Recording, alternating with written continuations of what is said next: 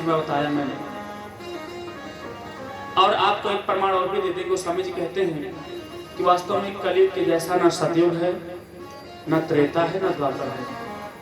कैसा है? गोस्वामी जी कहते हैं, अगर सुने होंगे तो ठीक है, नहीं तो जाके रामचरितमानस में पढ़ लीजिएगा।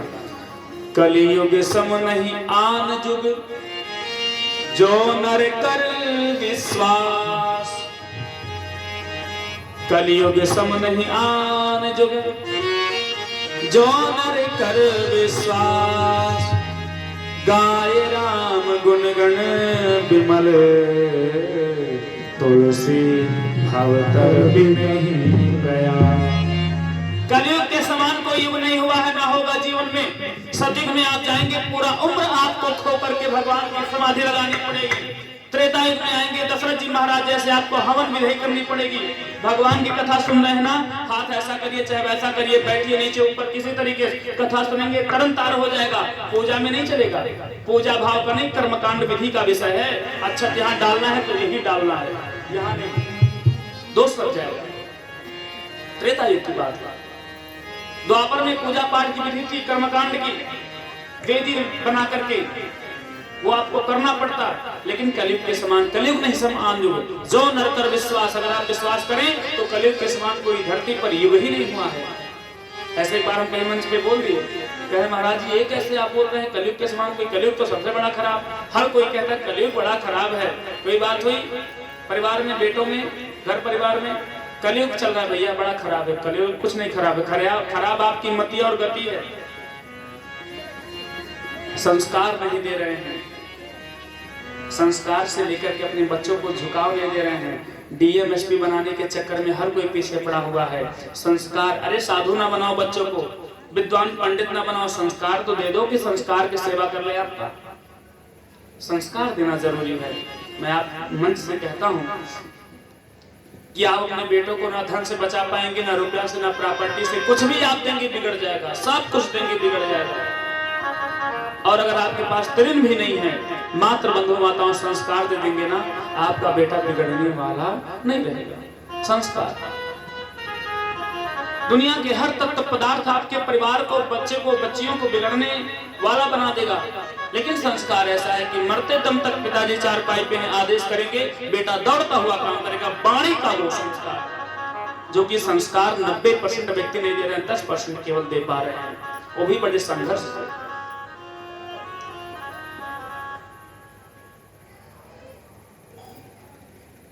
राम नाम की महिमा बताते हुए कलयुग को एक आसन और देते हैं। कहते हैं कि जैसा आपका काम है वैसा आपको एक आसन देता हूं। इतना सुंदर नाम, नाम की महिमा कलयुग के अंदर इतना बढ़िया गुण है, तो लाओ जैसा सुंदर उसका गुण है वैसे सुंदर उसको स्थान भी देते हैं। क्या स्थान दे दिए? वो स्वर्ण का, कि जब आप स्वर्ण में, आपका सोने जैसे काम। कहते हैं आपका बेटा सोना जैसे है, क्या सोना थोड़ी है, लेकिन सोने की उपमा देते हैं, कितना सुंदर है। स्वर्ण के समान उसकी महत्वता जान करके कहते जाओ आप स्वर्ण में वास करो। और जैसे वो स्वर्ण में कहते हैं, तैसे कलयुग आकर के उनके मस्तक पर बैठ जाता है। क्यों बैठा?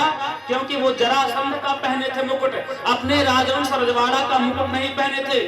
अगर राजा परीक्षित राजवंश अपने रजवाड़ा का राजकुमार पद, युवराज पद के गद्दी पर बैठा हुआ मुकुट अपने परंपरा का पहन के तो नहीं बैठता, लेकिन जरासंध का पहनने के नाते उनके मस्तक पे आके बैठ गया। इनका दिमाग भौचक्का हुआ, दौड़ते हुए आगे जाते हैं, मृग्या करते हैं। मृग्या माने मृग को मारते हैं।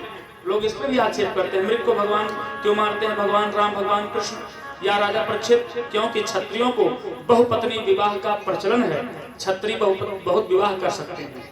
पहली बात, हर क्षत्रिय नहीं जो राजवंश रजवाड़ा चलाता हो, क्योंकि क्षत्रियों के बाजुओं की, भुजाओं की मजबूती केवल उनके वंश बलांगर और कुल कलांगर खानदान ही कर सकते हैं। हमारी आपकी रक्षा की जिम्मेदारी क्षत्रियों की है। क्षत्रियों के पास अगर बहुपत्नी विवाह का विधि नहीं होता तो एक बेटा अगर रहता, एक पत्नी, तो बोले कोई राजा आता मार डालता, तो उनके राजपाट की रक्षा कौन करता? आप लोग जानते होंगे राजा दशरथ की कितनी रानियां हैं? कितनी हैं? 3। वाल्मीकि रामायण में लिखा है 349 रानियां हैं। और 349 रानियां ऐसी हैं कि माँ कौशल्या और कैकेयी सुमित्रा के अलावा 349 रानियां जो और हैं, 346 रानियां, वो कभी दशरथ जी महाराज जी का दर्शन नहीं की हैं, ना वो उनका दर्शन किए हैं। 575 ड्योढ़ी दशरथ जी महाराज जी के उसमें था, घर में। ड्योढ़ी यानी कि जितना बड़ा आपका बरामदा है, बरामदा के बाद एक ड्योढ़ी होती है जिसको हॉल कहते हैं, और सबको अलग अलग बांट दिए हैं। विवाह टर्न ऑफ कंडीशन कैसे हुआ है? किसी छोटे राजा पे कोई राजा आक्रमण कर दिया, आके पाहिनात करते हैं प्रभु दशरथ जी महाराज, हमारी बेटी का विवाह कर लीजिए, आप हमारे राजपाट को बचा लीजिए। राजा एक दूसरे राजा का विरोध नहीं करते थे, बड़े राजा का क्यों, हम क्यों जाए करने, या तो दामाद बनाओ तब करेंगे, या तो पुत्र मानो। तो दशरथ जी को दामाद बना करके बेटी का पाणी ग्रहण करके, उसको क्या कहते हैं जो मिलता है धन, किसी के ससुराल में कोई नहीं रहता है, निवासा मान करके तब वो देते थे, तब जाकर के इस प्रकार से विवाह हुआ था।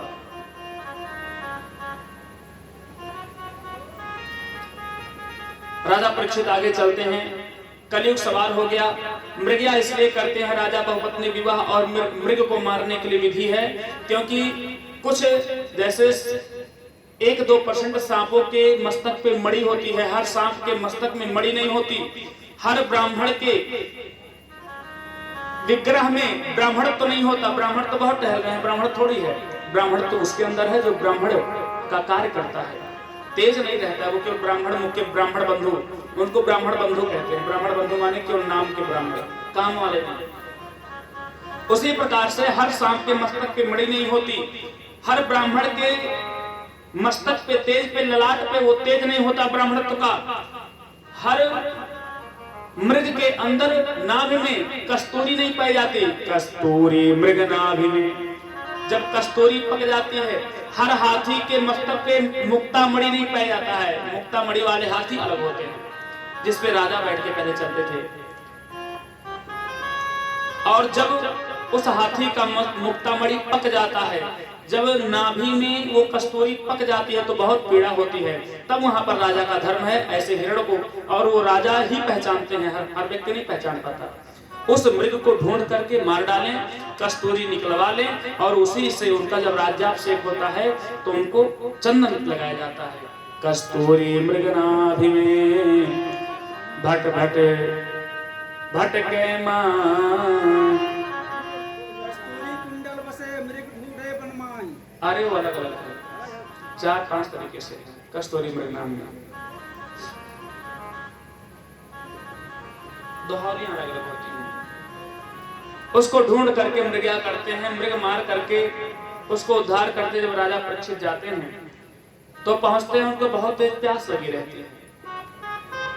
प्यास लगती है तो जाते हैं एक संत महात्मा के आश्रम पर और किंडी खटखटाते हैं, कोई खोलता नहीं है। आवाज दिए, अरे मुझे प्यास लगी है, मैं राजा परीक्षित आया हूँ, आपका राजा हूँ, मैं पूरे धरती का राजा हूँ, प्यास लगी है, जल पिलाओ।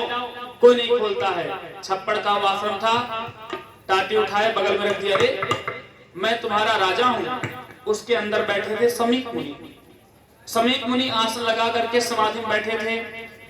समाधि में बैठा हुआ व्यक्ति भगवान के ध्यान में रहता है, ध्यान नहीं दे पाता है। ध्यान कैसे नहीं दे पाता है? ध्यान ऐसे नहीं दे पाता है कि आप लोग कभी रियलाइज किए होंगे, जैसे आप पढ़ रहे हैं, कोई बात कर रहे हैं, सामने से कोई व्यक्ति गुजर जाता है, याद तो रहता कोई गुजरा है, लेकिन ध्यान नहीं रहता कौन गुजरा, भले से आप नेत्र से देख रहे हैं। राजा परीक्षित कहते हैं, मेरा नमक खाते हो, मेरे राजपाट में रहते हो, और मुझे जल की इच्छा लगी, प्यास लगी, आपने हमको जल नहीं दिया, ढोंग करके बैठे यहाँ पर, मेरा नमक खाने वाले, नमक हराम।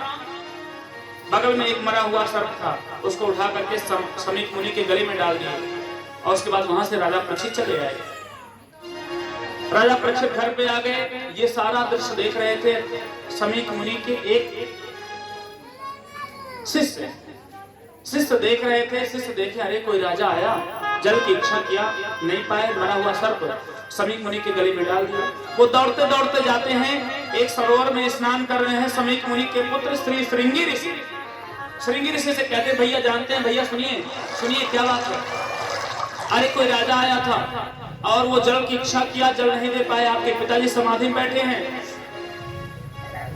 वो बोल नहीं पाए, राजा आया, उनको खूब दुर्वचन कहा और बगल में मरा हुआ सर्प उनके गले में डाल करके चला गया। श्रृंगी ऋषि बड़े ही क्रोधी ऋषि जल उठाते हैं, अपने गाद में उठाते हैं, कहते हैं कि ऐसा कुतुष्ट कार्य करने वाला राजा या कोई भी हो, जो भी हमारे पिताजी के गले में मरा हुआ सर्प डाला हो, आज से 7वें दिवस की बेला में उसका इसी तक्षक नामक सर्प से दंश से उसकी मृत्यु हो जाए। ओम तत्सत, छोड़ दिए। मृत्यु का श्राप लग गया राजा परीक्षित को। समीक मुनि रोते रोते आते हैं, पिताजी से पकड़ करके लेटते हैं। बच्चों का रोना कोई सुन पाए या ना सुन पाए, लेकिन माँ जरूर सुन लेती है। बगल में अगर फ्लाइट जा रही है, रेलवे स्टेशन है, रेलवे जा रही है, माँ सोई है, जगेंगी नहीं, लेकिन छोटा सा बालक अगर कहीं बेड से नीचे धड़ाम से गिरा, टें से किया, तो माँ का आंख खुल जाता है कि मेरा बच्चा क्यों रोया। उसी प्रकार से समीक मुनि के पुत्र श्रृंगी ऋषि गले में सर्प डाला गया, नहीं ध्यान उनका छूटा। राजा परीक्षित दुर्वचन बोले, नमक हराम कहे, ढोंगी कहे, सब कुछ कहे, नहीं उनका नेत्र खुला। लेकिन जब बेटा उनका रोने लगा, अरे पिताजी आप गले में कौन डाल दिया, बहुत गलत किया उसने, तब जाकर के रोने की आवाज बालक की सुन करके समीक मुनि का नेत्र खुल गया। और जब नेत्र खुला तो कहते रहे, बेटा ये क्या है मेरे साथ, ओहो उसे डाल दिया होगा, चलो बगल में फेंके उसको। कहते हैं, बेटा क्यों रो रहे हो? नहीं पिताजी, कोई आपके गले में सर्प डाल दिया, मरा हुआ सर्प डाल दिया, आप समाधि में बैठे थे, बहुत गलत काम किया, लेकिन ठीक है, चिंता लेने की विषय नहीं पिताजी, मैंने उसको ऐसा परिणाम फल चखाऊंगा, समय आने पर उसको याद रहेगा। श्राप भंग कर दिया। समीक मुनि ध्यान धार के देखते हैं, अरे कौन आया था, ये तो राजा परीक्षित हो, हमारे राजा जी हैं, मैं इनका वास्तव में नमक खाता हूँ, हमारे आश्रम में जल मांगने, ओहो मैं कितना भागा था, अपने राजा को मैंने जल नहीं पिला पाया। मन में ग्लानि करते हैं, मरा हुआ सर्प डाल दी, कोई बात नहीं, हमारे राजा जी हैं, हमारा पोषण करते हैं, मैं ऐसे राजा परीक्षित के बाजुओं की मजबूती पर इस वन में राक्षसों से आराम से रहता हूँ। चालू करो भैया।